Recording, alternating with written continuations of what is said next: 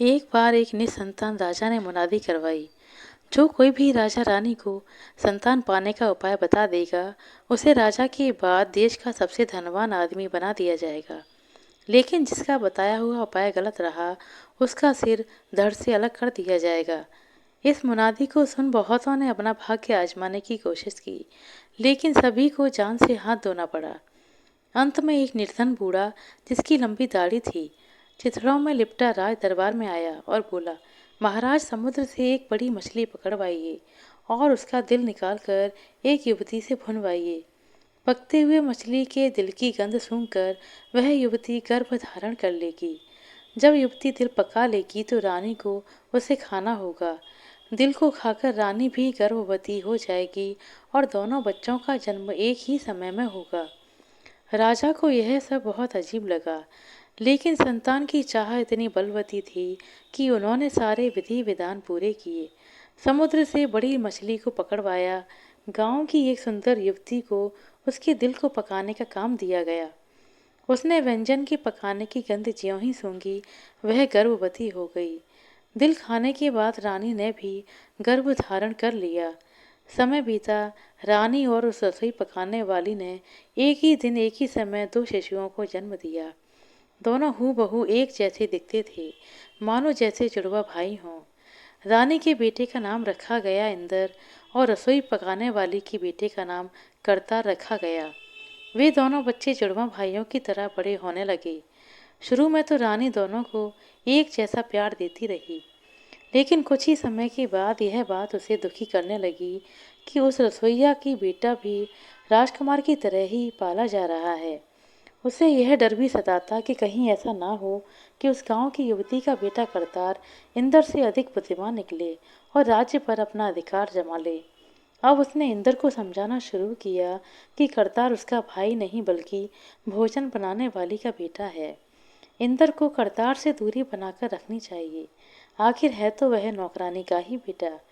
लेकिन इंद्र इस बात पर कोई ध्यान नहीं देता। दोनों लड़के पहले की तरह ही प्रेम भाव से रहते रहे।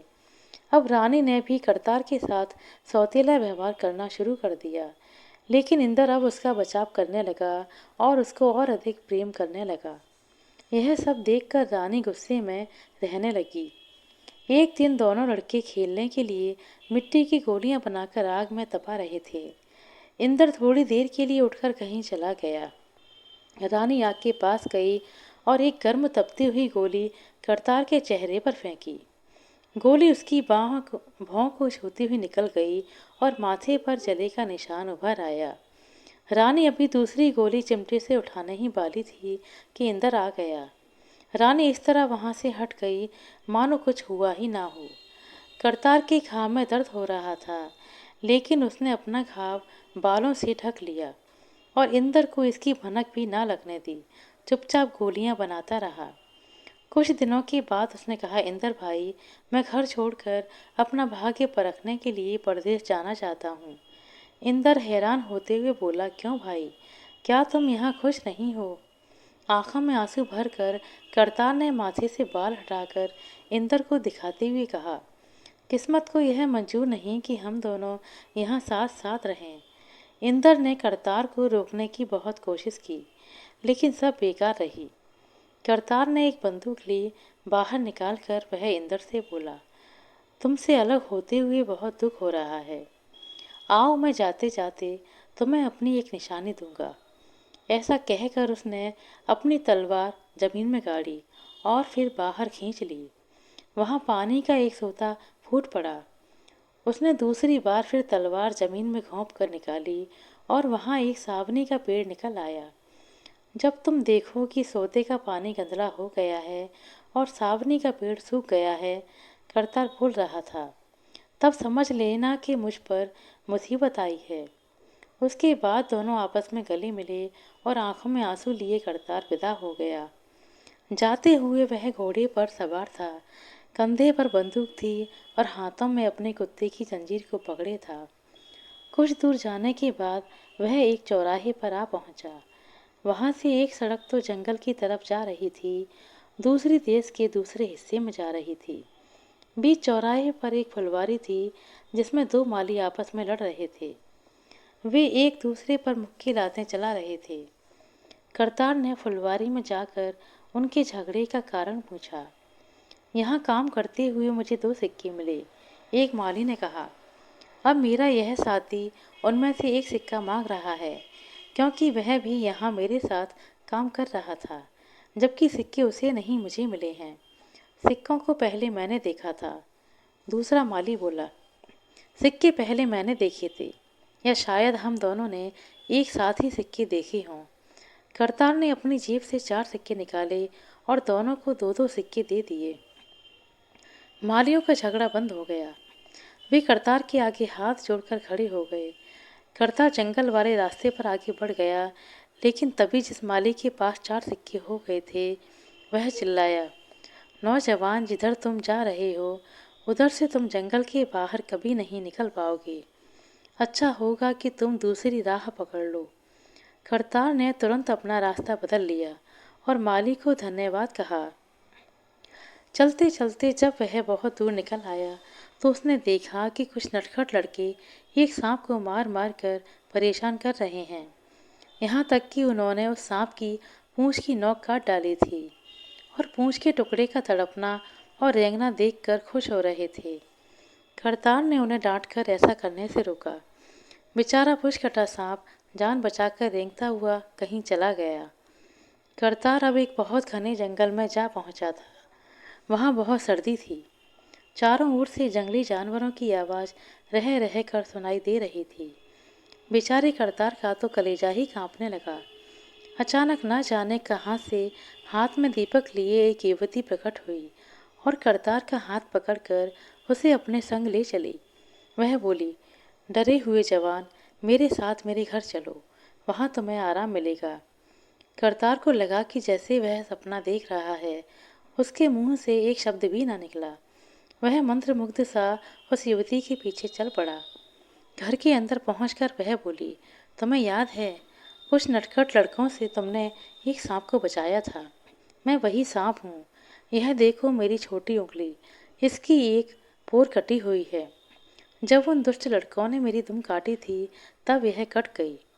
अब मैंने भी तुम्हारी जान उसी तरह बचा दी जैसे तुमने मेरी जान बचाई थी। करतार तो खुशी से उछल पड़ा। अब उस परी ने उसके आगे अंगीठी लाकर रखी। खाना लाई जो दोनों ने साथ मिलकर खाया। रात हो गई थी। परी करतार को सुलाकर खुद भी सोने चली गई। अगली सुबह करतार को विदा करते हुए वह बोली, ओ प्यारे नौजवान, अभी तुम्हारे भाग्य में और दुख झेलना लिखा है, लेकिन एक दिन ऐसा भी आएगा जब हम दोनों साथ साथ खुशी से रहेंगे। करतार को उसकी बात पूरी तरह समझ में नहीं आई। वह अपनी आगे की यात्रा पर चल पड़ा। युवती से विदा लेते समय उसकी आंखों में आंसू थे। आगे बढ़ते बढ़ते जंगल में पेड़ों के झुरमुट के बीच उसे एक हिरनी दिखाई दी, जिसके सींग सुनहले थे। करतार ने अपनी बंदूक से निशाना साधा, लेकिन हिरनी भाग गई। करतार हिरनी के पीछे भागा। अभी वह हिरनी का पीछा कर ही रहा था कि भयंकर तूफान आ गया।